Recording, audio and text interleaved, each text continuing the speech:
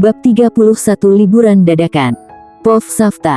Sebenarnya aku tidak tahu kenapa kami tiba-tiba liburan. Itu Lydia yang bilang, ayo liburan. Dan aku, yang saat itu sedang makan sereal pakai sendok plastik karena sendok biasa entah kemana, cuma jawab, boleh. Tidak ada rencana, tidak ada hotel dipesan, tidak ada itinerari seperti orang-orang urban di Instagram. Kami cuma masuk mobil, isi bensin, lalu jalan. Lydia bilang mau ke tempat yang adem dan tenang. Jadi kami pilih pegunungan. Namanya Desa Cikemil, entah siapa yang menamainya, mungkin karena banyak yang ngemil. Sebelumnya, aku sudah izin dulu ke Pak Bos Alteza. Dan jawabannya sungguh membuatku geleng-geleng kepala. Boleh, aku kasih kamu cuti 2 minggu. Asalkan pas pulang bawa kabar baik. Kalau istrimu hamil, apa-apaan tuan? Kok syaratnya kayak gitu? Lagian, aku masih bisa tetap kerja dari tempatku liburan. Tinggal bawa laptop, dan mulai mantengin dari tempatku liburan. Bereskan. Tapi, pasti Lydia bakalan kesel sama aku. Kita ini liburan, kok masih saja kerja? Nah aku sudah menduga kalau dia bakal bilang itu. Lengkap dengan muka judesnya yang mirip tokoh antagonis di sinetron. Namun, meski wajahnya antagonis, dia itu sangat baik dan berhati lembut sebenarnya. Perjalanan ke sana ditemani hujan tipis-tipis dan suara Lydia nyanyi lagu tahun 2000-an dengan nada suka-suka. Kadang nadanya kayak radio rusak, tapi aku senang mendengarnya. Aku pikir, begini rasanya bahagia yang sederhana.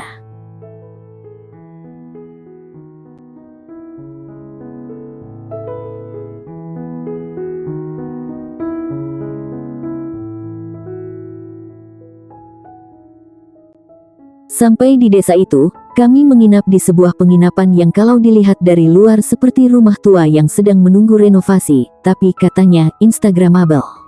Ya, karena banyak tanaman gantung dan tulisan pakai kapur di papan kayu. Selamat datang, semoga cinta kalian tahan lama. Kamarnya sempit, tapi Lydia suka. Lucu, katanya. Lucu menurut dia itu bukan berarti banyak ketawa. Tapi ada taplak bermotif ayam, dan cermin oval yang bikin jidatku kelihatan 3 tingkat. Malamnya, kami iseng ke warung dekat penginapan. Di sanalah kami ketemu kakek Dadang dan Nenek Wati. Mereka bukan pemilik warung, tapi seperti hantu warung. Selalu ada di sana. Baru nikah ya? Tanya Nenek Wati sambil ngaduk teh pakai sendok logam panjang yang lebih mirip antena TV. Kok tahu? Lydia heran. Soalnya kalian masih senyum-senyum lihat-lihatan sambil makan mie. Kalau sudah 10 tahun nikah, itu mie langsung diseruput sambil nonton berita kriminal. Jawab Nenek Wati. Aku tidak tahu harus tertawa atau takut. Tapi Lydia senang sekali. Dia suka orang-orang aneh seperti itu. Dia sampai ketawa ketiwi. Sedangkan aku, hanya nyengir yang gak lucu. Besok paginya, entah kenapa kami malah ikut lomba pasangan harmonis desa yang diumumkan lewat toa masjid. Lydia daftarkan kami, karena katanya, hidup perlu kenangan lucu. Dan entah kenapa, aku malah setuju.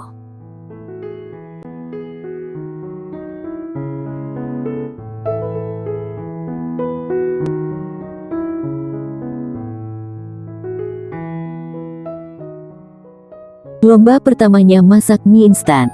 Simple, tapi aku ingin tampil beda. Jadi aku tambahkan potongan stroberi di atas miku. Lydia terdiam. Panitia terdiam, bahkan angin sempat berhenti bertiup. Dengan resep buatanku yang membuat miku berbeda dari yang lain. Kalau dalam menulis sebuah cerita, akan disebut dari sudut pandang yang berbeda, hehe. Kenapa kamu taruh stroberi? Lydia akhirnya nanya, dengan suara sangat pelan.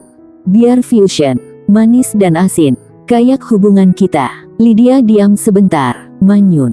Lalu dia ketawa sampai air matanya keluar. Kamu memang gila, tapi ya sudahlah. Kami tidak menang, tapi kami mendapat hadiah paling kreatif tapi meragukan. Hadiahnya adalah kantong belanja lipat dan sabun colek rasa jeruk. Sore harinya kami duduk di beranda penginapan, makan pisang goreng yang terlalu matang dan teh manis yang terlalu manis. Entahlah tapi rasanya seperti dimasukkan sekilo gula. Angin bertiup pelan, membawa suara burung dan percakapan orang-orang dari warung. Lydia bersandar di bahuku. Kak Safta, katanya. Sahutku. Terima kasih udah gila bareng aku. Ucapnya. Aku senyum. Sama-sama. Tapi yang gila kamu, aku cuma korban. Kami tertawa, lalu diam. Tapi diam yang hangat. Malamnya, listrik sempat padam sebentar. Lydia sempat panik, tapi akhirnya bisa tenang. Kami berdua duduk gelap-gelapan, main tebak-tebakan. Tebakan Lydia selalu konyol.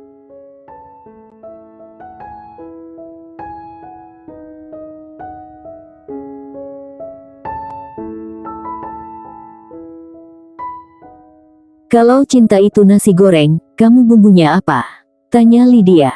Cabai rawit, jawabku. Kenapa? Lydia sepertinya heran, dahinya sampai berkerut.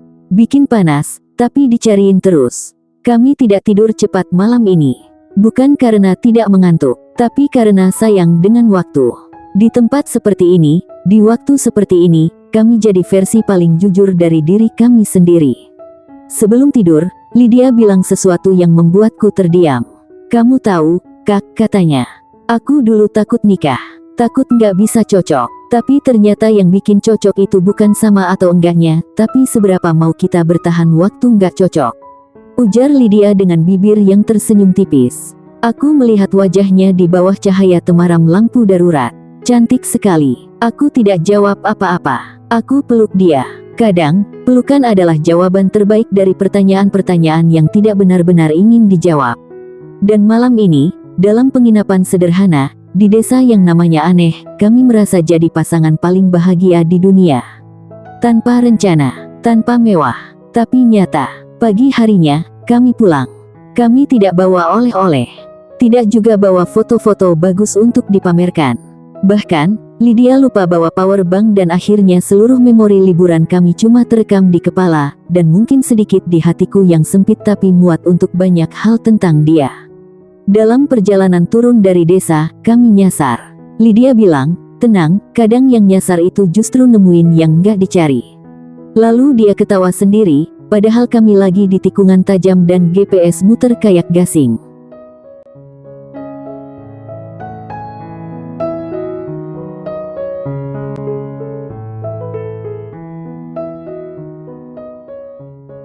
Tapi ya begitulah dia. Dan mungkin itulah yang bikin aku jatuh cinta lagi, dan lagi, dan lagi. Bahkan ketika dia nyuruh aku berhenti cuma karena lihat kambing lucu yang duduk di pinggir jalan. Sebelum sampai kota, kami berhenti di satu lapangan rumput yang tidak terlalu hijau. Aku bilang ke dia, Lydia, kalau suatu saat nanti hidup kita mulai terasa biasa, kamu jangan bosan, ya. Kalau kamu bosan, ingetin aku. Dan kalau aku yang lupa, tolong cubit aja tanganku sampai biru. Biar sadar. Dia cuma melotot. Ngapain harus biru? Sakit tahu. Aku senyum. Ya biar terasa. Cinta tuh harus terasa. Nggak bisa cuma sekadar tahu. Dia diam sebentar. Lalu, entah dari mana, dia ambil segenggam rumput dan lempar ke mukaku.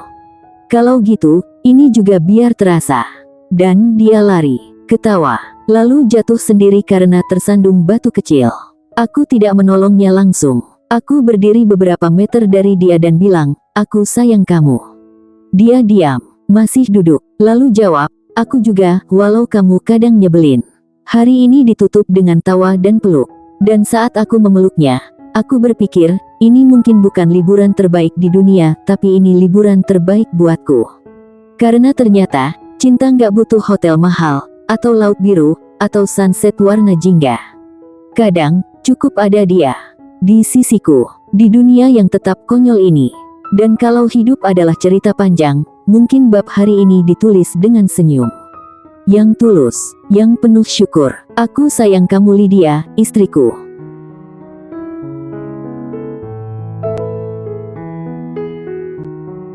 Kalau kamu suka dengan cerita ini, yuk subscribe dan like dulu. Jangan lupa aktifkan tombol notifikasinya juga. Terima kasih.